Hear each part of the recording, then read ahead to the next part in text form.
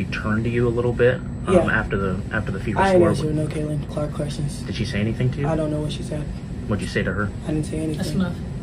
And again, some of this to me probably is not fair to her because it was not anything that she said or was truly based on her personality, but she was a white girl from the middle of America. They tried to tear me down because they knew they couldn't rise to my level. Now I'm still here. Where are they? From the moment Caitlin Clark took her first WNBA dribble, it was obvious. This wasn't just another rookie debut. This was a takeover. Every logo three, every flashy assist, every step back jumper.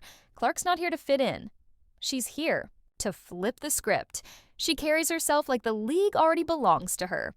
And that confidence, it's not just turning heads, it's shaking the league. Because the truth is, a lot of WNBA vets aren't embracing Clark. They're bracing for her. You see it in the hard fouls, the cold interviews, the chirping after whistles. This isn't just competition. It's desperation. Clark is outscoring stars, outselling veterans, and packing arenas. That's not hype. That's dominance. And dominance brings fear, not fear of getting beat, but fear of being replaced. So let's talk about what's really going on.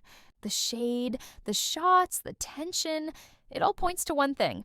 Caitlin Clark is forcing a changing of the guard, and not everyone's handling it well. The WNBA is entering a new era, and Caitlin Clark is the reason. When Diana Taurasi talks about reality, what she really means is the spotlight's moving, and it's not coming back. Reality is coming. Okay. There's levels to this thing, and that's just life. We all went through it. Of course. And you see it on the NBA side, and you're going to see it on this side, where you look superhuman playing against 18-year-olds, but you're going to come with some grown women that have been playing professional basketball for a long time. It was the quote heard around the league, a slick jab disguised as sage advice. But let's be real, it wasn't mentorship. It was a defensive move, a Hall of Famer 2 decades deep, trying to remind everyone, and maybe herself, that this was still her league. Except it wasn't, because Caitlin Clark didn't flinch. She kept hooping, dropping dimes, splashing threes, and owning the headlines while Diana Taurasi's numbers quietly faded. What once sounded like confidence now feels like a preemptive strike, not aimed at Clark, but at everyone else. Don't crown her yet. That was the message. But fast forward a few months, the bravado's softened, the tones changed, and the grown women, different level talk, starting to sound more like a concession than a challenge. She was a college kid. College kid back then. Not now anymore. we got to get professional. Caitlin's grown. Caitlin has grown. Boy, Caitlin's amazing. Yeah, Caitlin has grown. So we're excited for that. That wasn't just a change of heart, it was survival. Instinct. Because when someone rewrites the rules in real time, passes you in popularity, performance, and impact, you've only got 2 options: dig in or give in. Taurasi chose the latter. This wasn't a welcome, it was a flare, a signal from a legend watching the future barge in wearing number 22. And let's not sugarcoat it. They're scared, not of Caitlin the person, but of what she represents. The end of an era, a new face for the league. And the painful truth that their spotlight is dimming by the day, Taurasi's warning shot wasn't just a quote. It was the league's first tremor of fear, and then came the next one. In a media interview, Breanna Stewart was tossed a softball question about Clark, the kind meant to be met with a generic nod of respect. But instead of praise or diplomacy, Stewart delivered a response that turned heads and tightened jaws. Watch closely. Does Caitlin Clark need a championship to be considered one of the greats in women's college basketball history? Yeah, she does. That wasn't just a comment. It was a line in the sand. A veteran MVP reminding the world her legacy came from banners. Not buzz, but behind Breanna Stewart's calm tone was something else. Unease. Because Caitlin Clark is doing what Stewart never had to: carry an entire league as a rookie. She's not just producing, she's packing arenas, breaking viewership records, and leading every headline stat-wise. Clark's already more efficient, draws more attention, and drives her team's entire offense. She's the engine and the spotlight. So what does a seasoned star do? She moves the goalposts, she clings to rings. Because that's all she has over Clark. For now, sometimes fear isn't loud, it's measured. It sounds like gatekeeping, and deep down, even Stewart knows. Clark doesn't need a ring to take over. She already has. She's competitive and she wants excellence and she wants it now, and that's what makes her great. Foul call on Alicia Clark, and that is her second. And it'll put Caitlin Clark to the stripe. Oh, yeah, that's a foul. When Alicia Clark smacked Caitlin across the face, it wasn't just a foul, it was a statement. No apology, no explanation. Just a deliberate act from a veteran watching the spotlight slip. That wasn't about basketball. That was frustration. That was fear.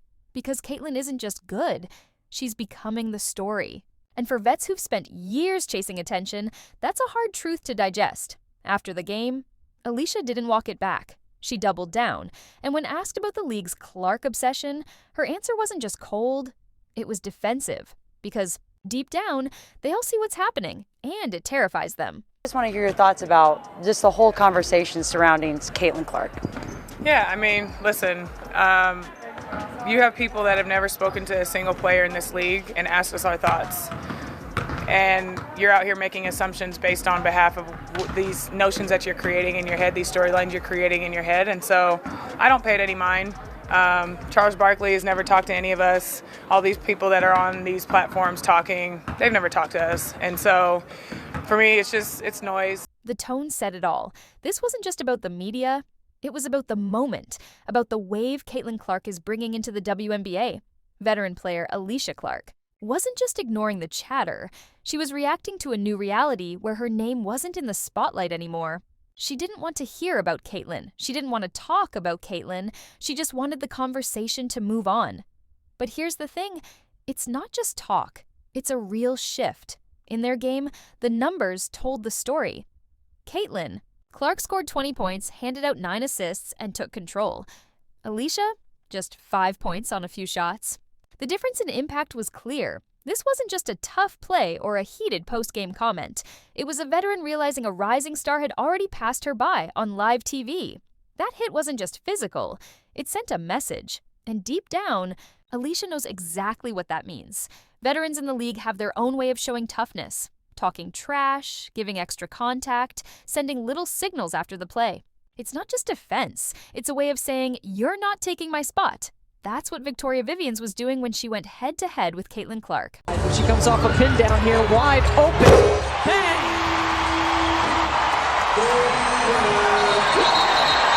We might need to update the graphic now. From the very start, Victoria Vivians came out with a chip on her shoulder. She played aggressively, loudly, and with something to prove, not to win, but to show the rookie her place. The problem?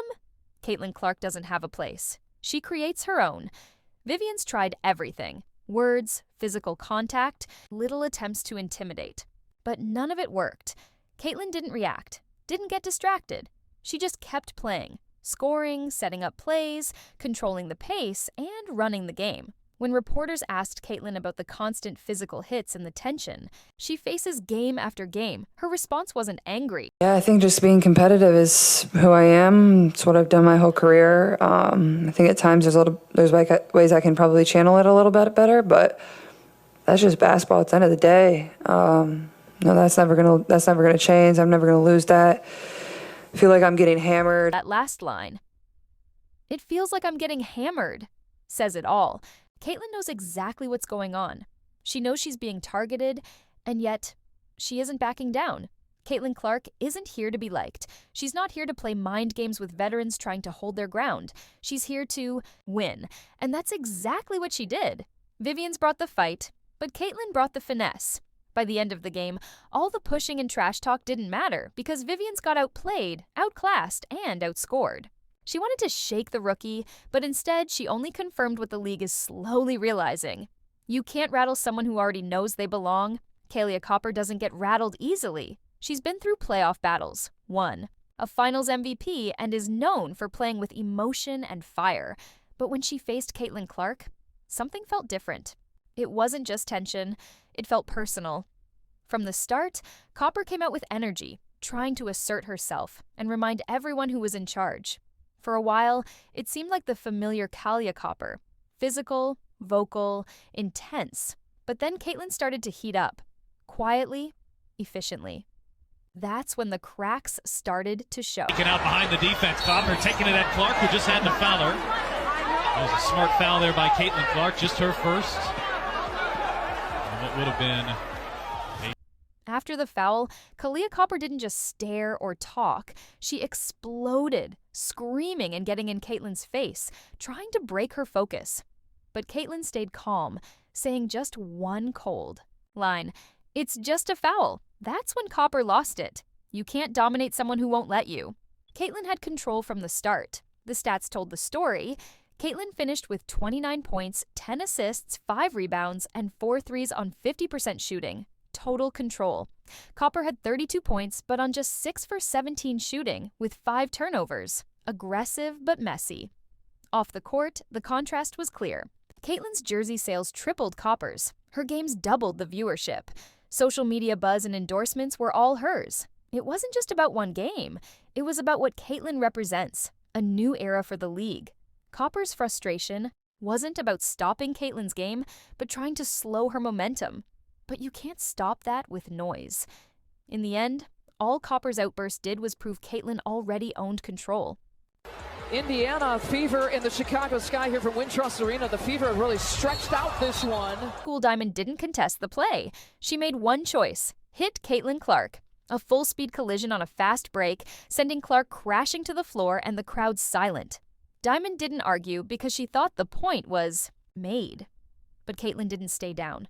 She stood up, locked eyes with Diamond, and walked to the free throw line. No drama, just a cold response that cut deeper than any hit. In that moment, everything flipped. Diamond thought she could shake Caitlin, but she couldn't. You can't intimidate someone who already owns the spotlight. Diamond exposed her own desperation. Caitlin isn't just beating teams on the scoreboard, she's mentally dominating, setting the tempo, and daring defenders to try anything. A reckless foul isn't physicality, it's desperation. Diamond wanted to send a message, but Caitlin and Angel arrived with history. Caitlin moved on. Angel carried it.